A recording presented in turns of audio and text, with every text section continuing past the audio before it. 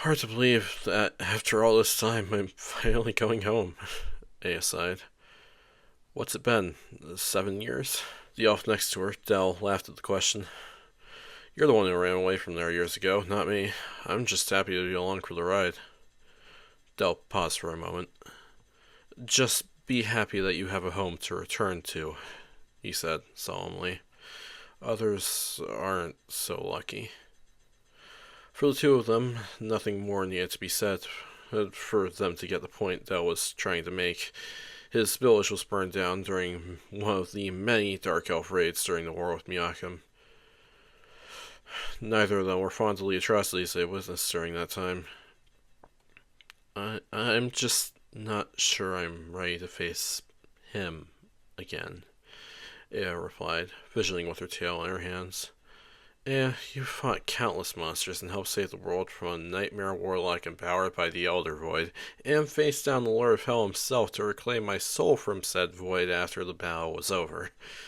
Compared to all that, your jerk of an adoptive father is nothing. I guess you're right. And the Enclave is only a portal away if it gets to be too much. Exactly. And besides, we're going to visit your mother for the holiday. Who cares about what that salty old dwarf of a husband she's got that thinks anyway? Yeah.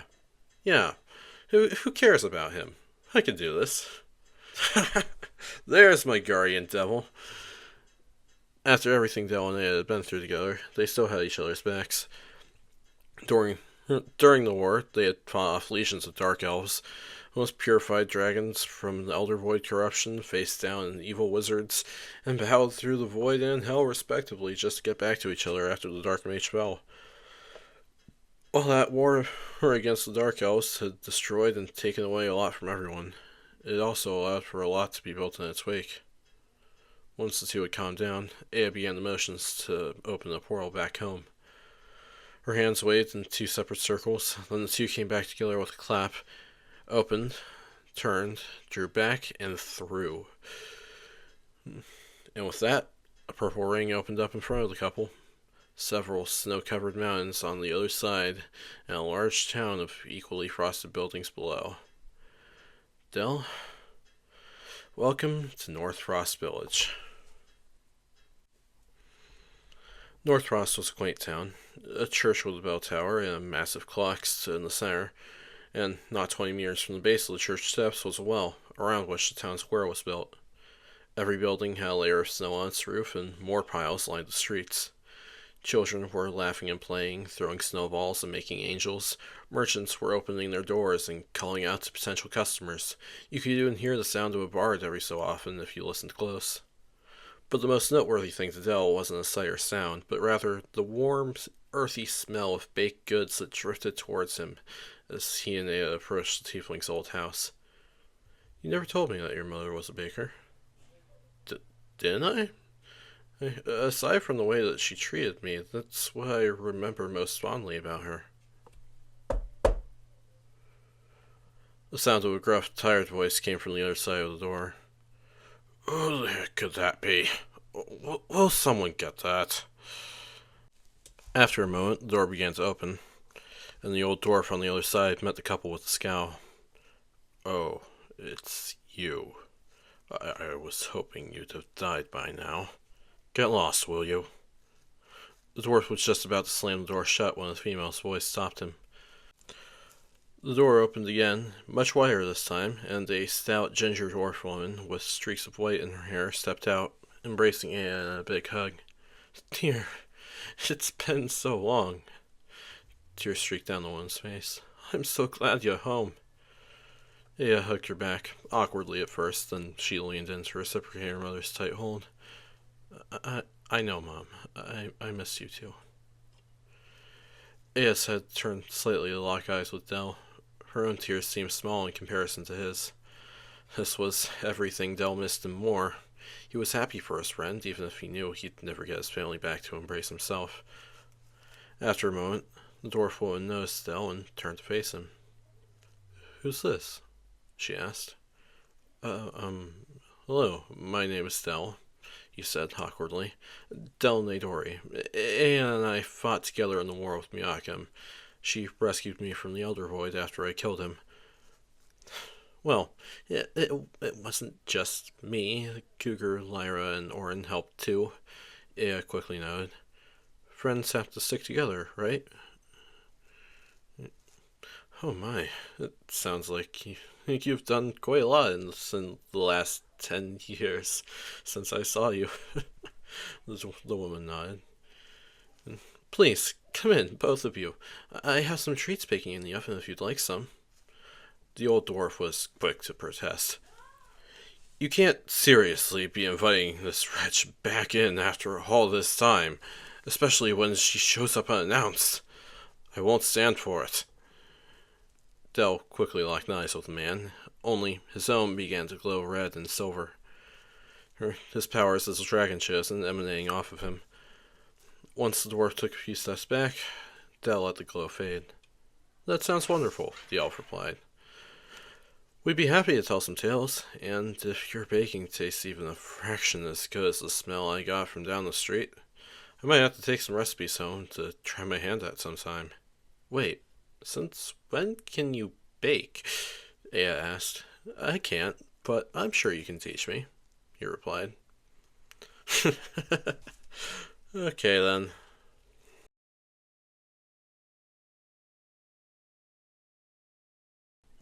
Well, that's quite the story. I like the part where you cured the dragon in the Beastlands.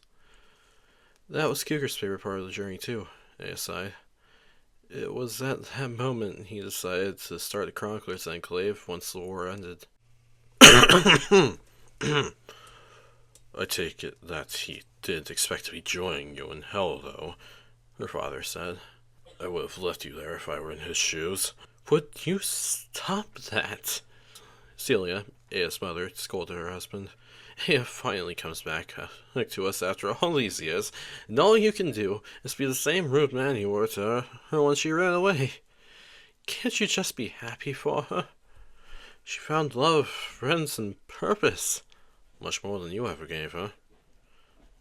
The salty dwarf grumbled, then retreated upstairs.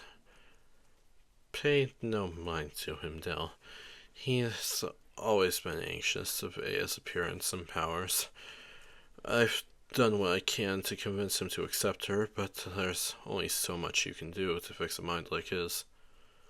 I'm surprised you're still with him after all these years. He's a good man. Very community-focused, just superstitious. Aya nodded. She had seen the good in him from time to time before she had left.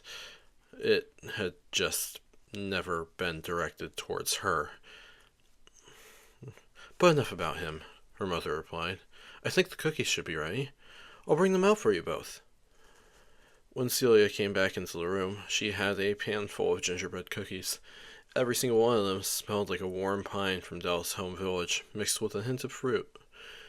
It smelled so pleasant the elf couldn't help but salivate a bit. Not that he'd let it show. Oh, wait, Aya was doing it too. Wow, Miss Celia, Dell exclaimed. This is really good. How did you get it to be crunchy and gooey all at once? Aya stopped mid-bite, and both her and her mother stared over at Dell, who was still chomping down on his cookie. They're not supposed to be gooey, Celia said, confused. Dell? I don't think that's one of my mom's cookies, Aya breathed.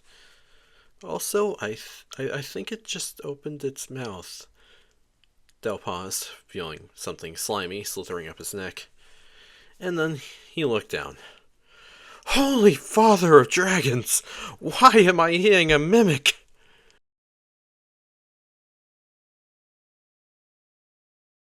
Dell tossed the counterfeit cookie to the ground in a panic before quickly summoning a bolt of light into his hand to skewer it.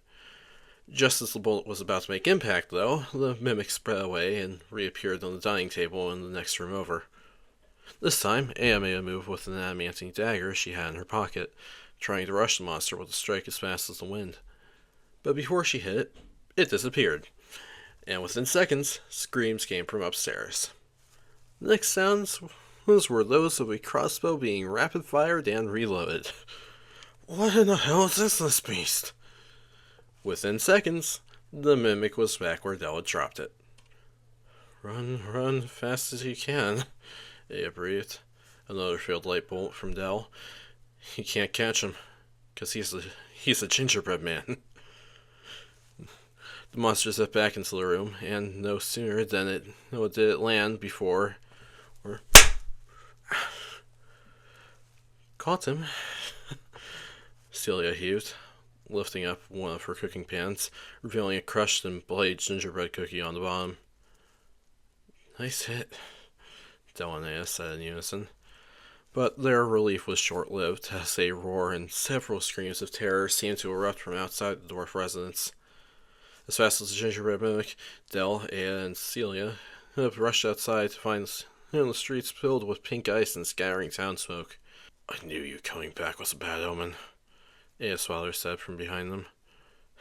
How is this her fault? Del, baffled, said as he whipped around to face the man. She's bad luck. A danger magnet and source all in one, the dwarf stated coldly. And you would better stay out of this, dragon boy, or I'll make you wish you stayed trapped in that so-called elder void. You want to try me? Respect your elders, boy. I'm the living incarnate of Theramot's will. All you are is a washed-up jerk. Both of you, shut up! Aya's voice rang clear, even in spite of the screams throughout town. Del, I love you, but this isn't your fight, she said, now that she had the boy's attention.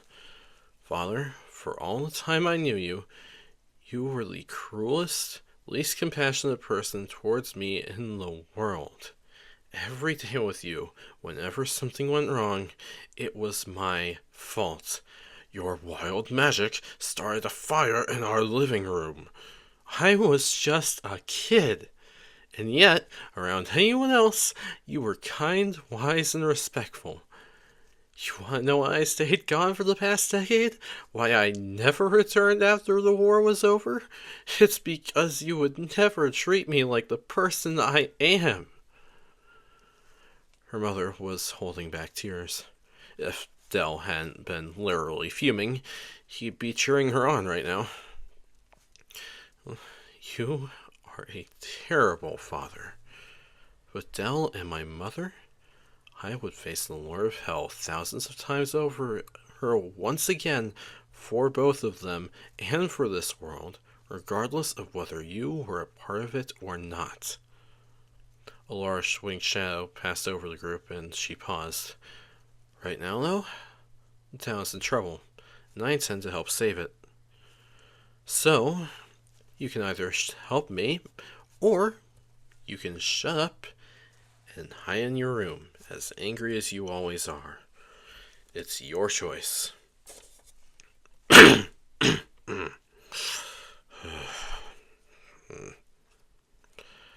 Dwarf walked back into the house, slamming the door behind him. Del, let's go fight a dragon.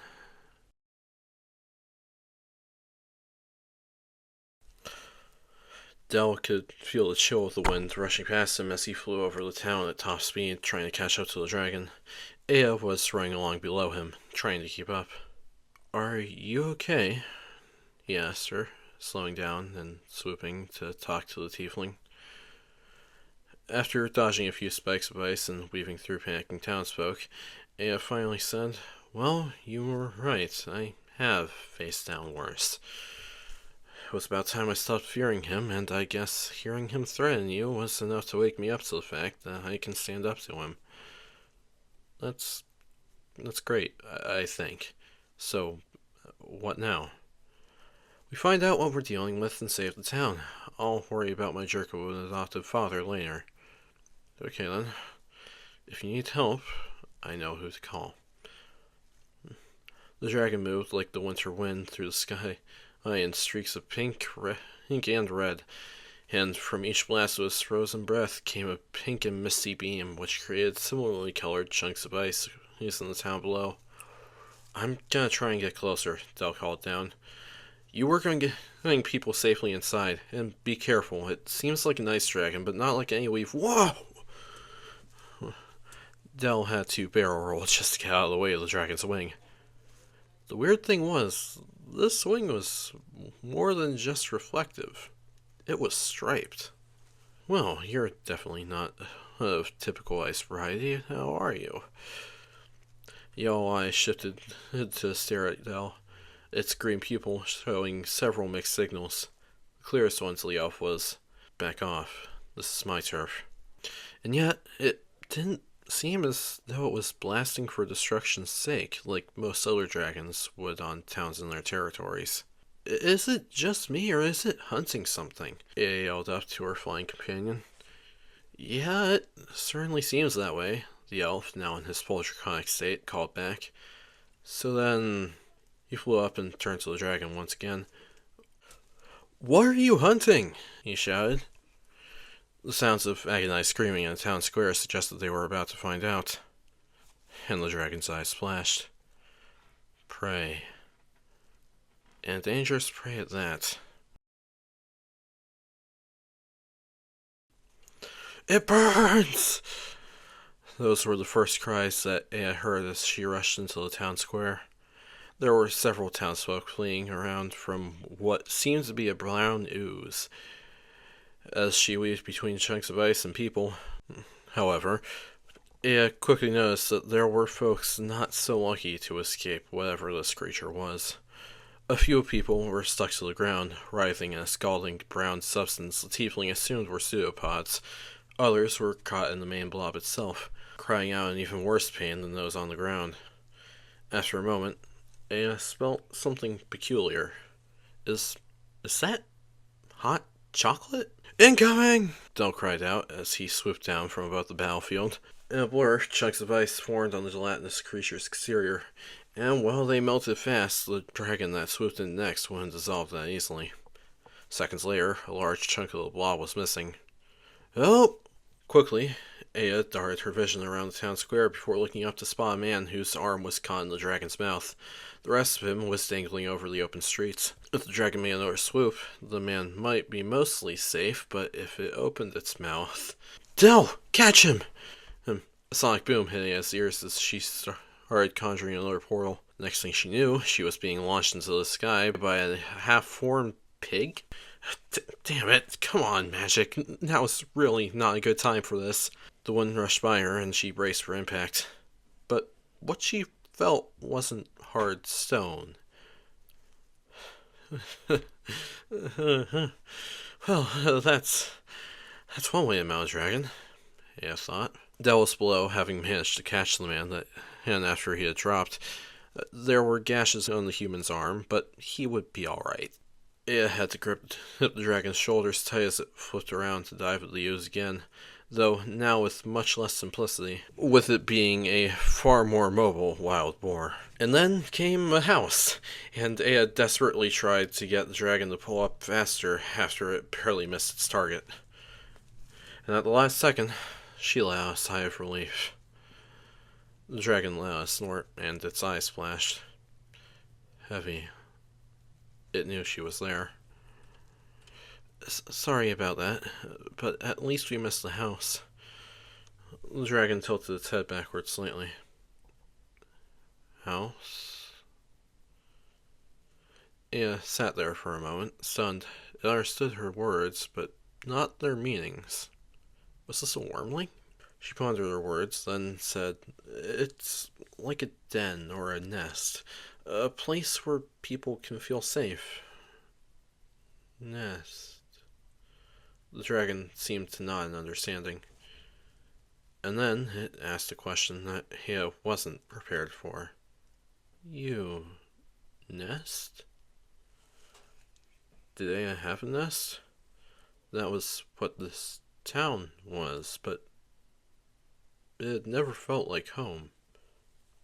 That left the Enclave, surrounded by friends and fellow wanderers, a base to return to when things became too much. But that couldn't truly be her home, right? And what about her mother? I don't know, she said, finally. Alone? No, no, not alone. I have my friends, my pack, people who care about me. The dragon went silent, and all time seemed to halt around them. Are you alone? After a moment, the dragon gave its reply. Yes. Abandoned. Its eyes dimmed at that last word. Ada could relate to that all too well.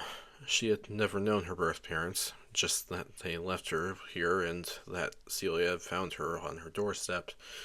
Del could relate too. His parents moved on to the afterlife without him in the early raids, and Cougar had even been left abandoned in the swamp, nearly dying. For a while, he lashed out at others because of it.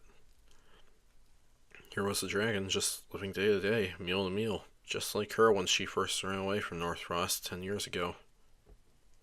But she wouldn't let its hunt for food leave others without a home. Del, lead the ooze out of the city. Abe had the dragon's side. Let's get you your meal. Then I've got a good nest in mind for you, friend. In a few hours, Cougar was so going to flip out when she and Del rode a dragon into the Enclave.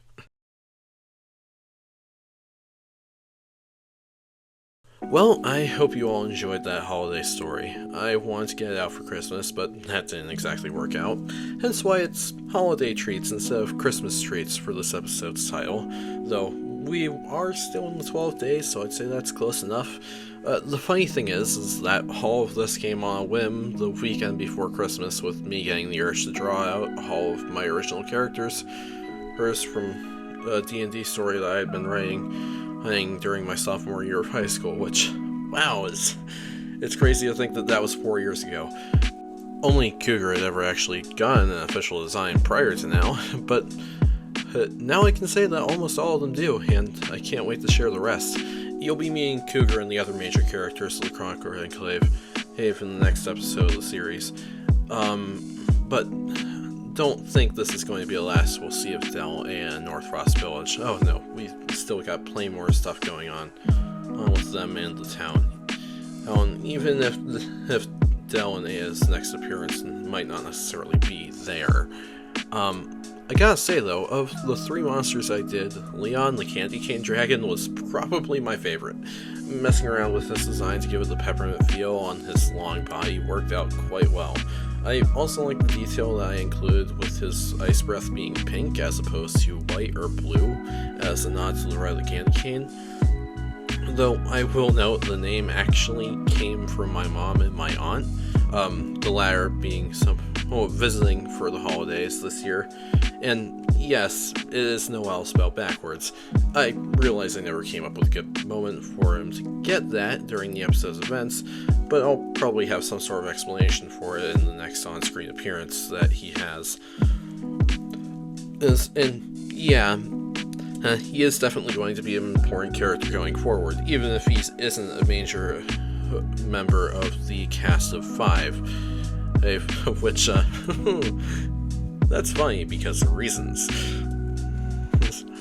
Either way, hopefully this video makes it out on New Year's Eve like I'm planning, but regardless, happy holidays to everyone. And I had a great Christmas, and I'm looking forward to what 2026 will have in store. Hopefully there will be a lot more art and storytelling content, and alongside my gaming content, and for all of you in the upcoming year.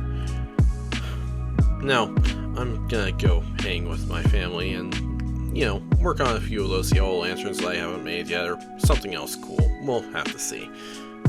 Thanks so much for watching, and I hope you have a fantastic day. See you next time.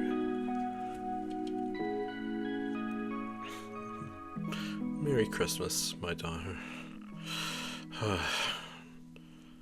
Enjoy the peace while it lasts, for I doubt you'll be ready for the battle to come. When they come for you, your enclave will be rocked to its core.